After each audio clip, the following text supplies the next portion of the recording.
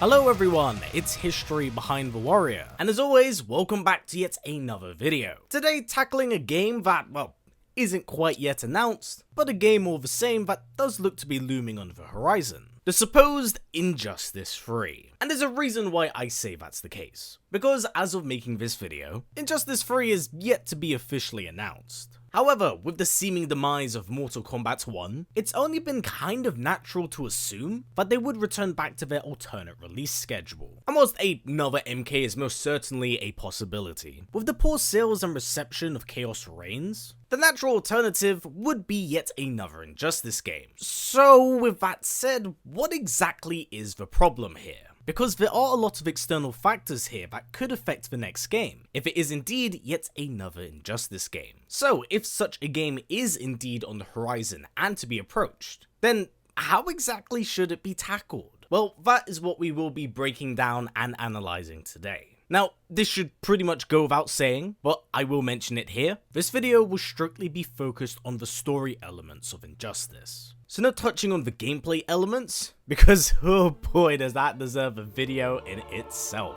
Alright, so delving right into things, what is exactly affecting the possibility of an Injustice 3? Well, outside of the financial decline that Warner Brothers is in, the issue's been more so the unclear direction that the DC brand has been going in for the last 10 years. And whilst many do pin it on the Man of Steel, which introduces a more dark and grounded take on the character, I believe the issues with that actually stem a bit before this movie. More specifically, the New 52. Now for those who aren't comic book readers or who aren't too familiar, the New 52 was DC's attempt at completely relaunching their entire comic book line, to appeal to a new generation, whilst also simultaneously having it be a new start-off point for characters. But one of the biggest problems and issues from doing this were the new directions, approaches, and takes on characters, with Superman being one of the biggest victims of it, having no doubt influenced the likes of Man of Steel, as well as his Injustice counterhalf, as they even maintained the Superman-Wonder Woman relationship in that continuity. So the launch of the New 52 definitely did influence a lot of their future media,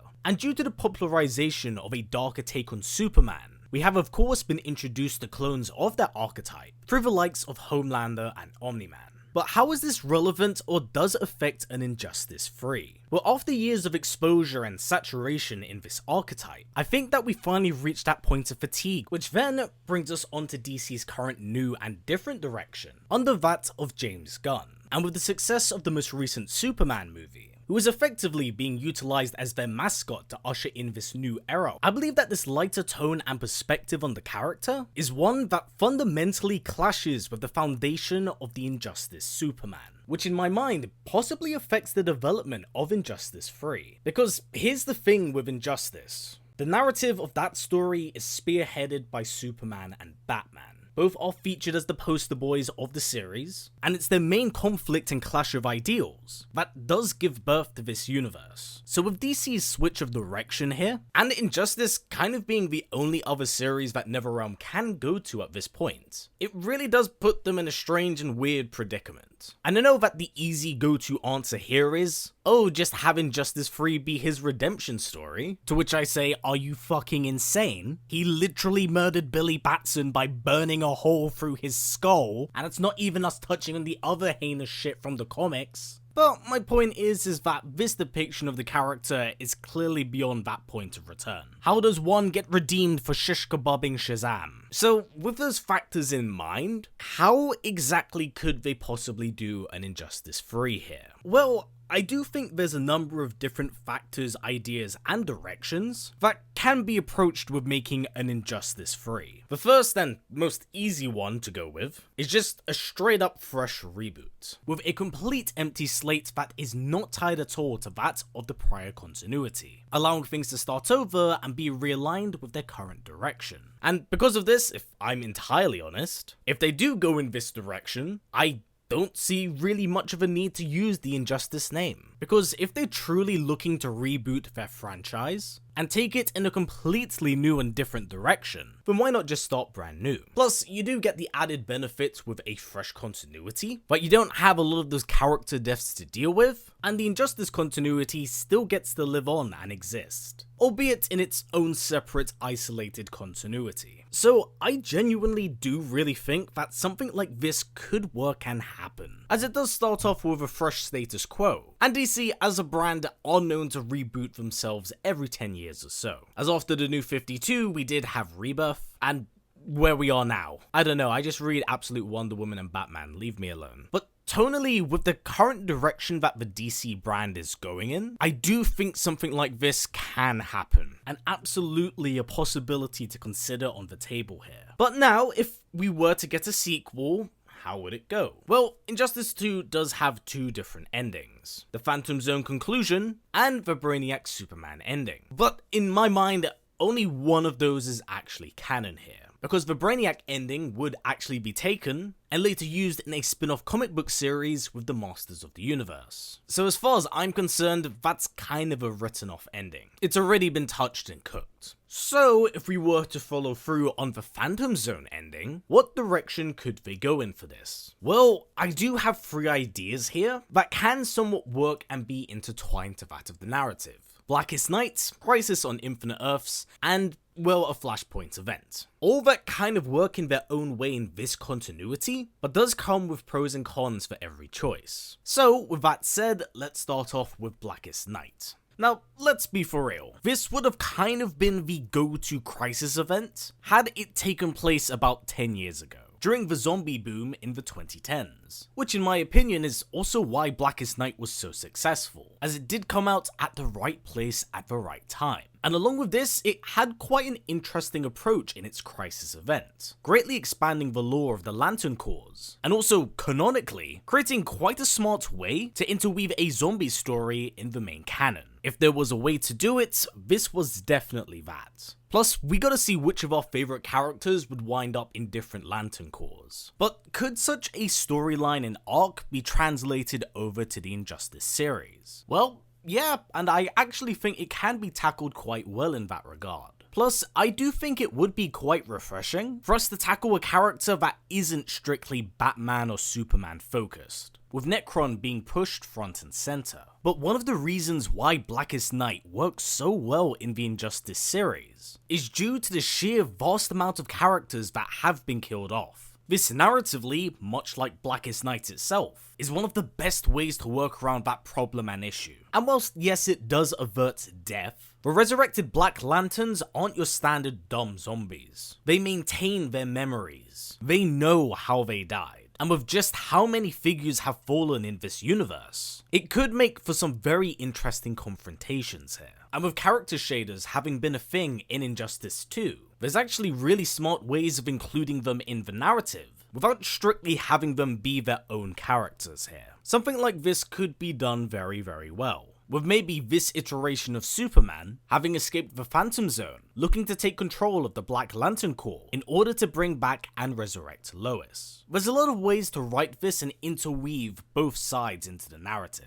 Plus again, it goes back to what I said a little bit earlier, of us being able to see some of our characters join different Lantern Corps, letting us see just how different it is from the main continuity, due to the vast changes many characters have undergone. But something like this could actually be very interesting and fun, seeing a lot of character interactions with prior dead individuals, and kind of getting a lot of those confrontations that wouldn't be possible under normal means. But that's not to say that the idea in itself is 100% perfect nor solid in stone, because then you got to deal with the messy nature of character deaths, because it's a Blackest Night story. You got to be comfortable with watching some of your favorite characters be absolutely slaughtered here. But another contributing factor is the fact that zombies aren't really that big these days, so it does kind of feel like that ship has sailed. Not saying that it can't happen or shouldn't, but in terms of like the cultural zeitgeist, and the fact that NetherRealm typically like to interject other ideas that exist in the mainstream, I don't think the chances of this are particularly too high right now. As ideas go, I do think it is probably the weakest of the three options I do have here, which now takes us onto our next option here, Crisis on Infinite Earths. And honestly, following NetherRealm's recent track record, this probably makes the most sense here, especially if DC really is looking to course correct their characters like Superman. It just kind of works. And whilst there most certainly is fatigue on the whole multiverse direction, there's actually a lot of benefits from taking this approach, because not only do you get the opportunity to course correct Superman by introducing a more traditional version of the character, but you also get to introduce another universe who has bared atrocities to his actions. Which is awesome, except that's already been done. Because here's the thing, if they do a Crisis on Infinite Earths like arc, it can't be on that of a grand multiversal scale, because then it does have the danger of spilling into other continuities, such as the main comic book line. So you want to keep them separate in that regard. Thus, if there is supposed to be a Crisis on Infinite Earths event, I think that it should be between these two realities, or maybe even a third one, that could in turn introduce the Crime Syndicate, who could serve as minor and smaller antagonists that the heroes have to go up against until the big bad does arrive. Because here's the thing, when you get a Crisis event on that scale, it has to be orchestrated by a creator level being. And over the last few years, before DC's most recent reboot, they have tangled with more of these individuals. And whilst the go-to answer is most certainly the Anti-Monitor, you could also interject the likes of the World Forger, setting up a grand scale event that merges all three realities together, undoing certain character deaths, and course correcting a lot of characters that people might have issues with. Looking at you, Wonder Woman, cause why are you so fucking mean? But such an idea isn't without its flaws here. Because for those that are deeply invested in the Injustice canon, they may feel like the year's worth of investment they've had in this continuity is going to be cast aside for a big Crisis level event. Which is fair depending on how much you enjoy the series. But I'd arguably say that one of the biggest problems and issues, and this isn't so much just like a Crisis on Infinite Earth event sort of thing, but more so being exposed to more multiverse stories. Plus, with this many variants and different versions of the same character, you kind of run the risk of the story not having real stakes here, as they arguably become kind of replaceable. So if a Crisis of Infinite Earths event is to be tackled, I think that by somewhat limiting your options here, it adds far more weight to when deaths do occur. But even so, I'm not entirely sure if I want to see this direction be tackled, because the last two NetherRealm games in particular has dealt with time travel and the multiverse, and whilst Aftermath was surprisingly very good, 1.11 and Chaos Reigns that was a miss. Although I will say that the multiverse is definitely more tailored to that of DC than that of Mortal Kombat. I just don't know if I'm confident with them tackling a multiverse story again this soon. So this takes us onto our last and final option here, and one that I do feel is the most likely here, especially if they lean into the reboot and fresh slate direction, and that is by creating a sort of Flashpoint event. Now look, I know, Flashpoints have kind of effectively been overdone in the last decade or so, being utilized in animated movies, CW shows, and even the Flash movie. I get it, I really do, but it's always served as a way to reset continuities, while simultaneously being able to retain a bit of that cohesion. Something I can most certainly see them doing here. But if such an event is to be tackled, it can't really be done in a traditional manner, where Barry changes the past and winds up in a dystopian reality. Because let's be for real, don't really think you can get much more dystopian than the Injustice universe. Not looking at you, Dark Knight's Metal. But if a Flashpoint was to occur, it should take us back to that of the inciting incident that caused the Injustice universe to become what it is. So you could essentially pivot from that point moving forward, creating a sort of MK9 paradox. A continuity that splinters away from the original source material, while still of course retaining echoes of the past. Something that, let's be for real, really worked from MK9, so I think something like that could be applied here. But why would such an event occur for Barry to create a Flashpoint event? Well, I think that by the end of Injustice 2, with the Justice League shattered beyond repair, it makes their world that much easier to be broken and harvested for Darkseid's anti-life equation. Because remember, he was also included as a pre-order bonus character for Injustice 2. So due to his conquest and their defeat, Barry is forced to create a Flashpoint event to undo that damage that's done. So you still get to maintain the continuity, whilst also getting a canon reboot, thus allowing the timeline to splinter and go in a completely new direction. And if you really want to retell the events of the Darkseid invasion, but during this continuity, you could actually re-tackle that, because it's one of the first things that do happen in year 1 of the comics. Just this time you could have Darkseid leading the charge, instead of Calabac, with Barry just trying to steer this continuity in the right direction. Plus, moving forward, you could actually use the comic books as a source of material to draw from, and hell, even have your own spin on it. So in year 2, instead of strictly fighting the Sinestro Corps, you could maybe go crazy with it, and then incorporate Blackest Night instead. There's different alternative options and approaches that can be taken here. The problems and issues though, is that you naturally lose some of the storylines and stakes of the past in order to create a new continuity. Plus, you gotta also reintroduce characters that do appear later down the line. So it may feel like rehashing or that we're treading the same ground again too soon.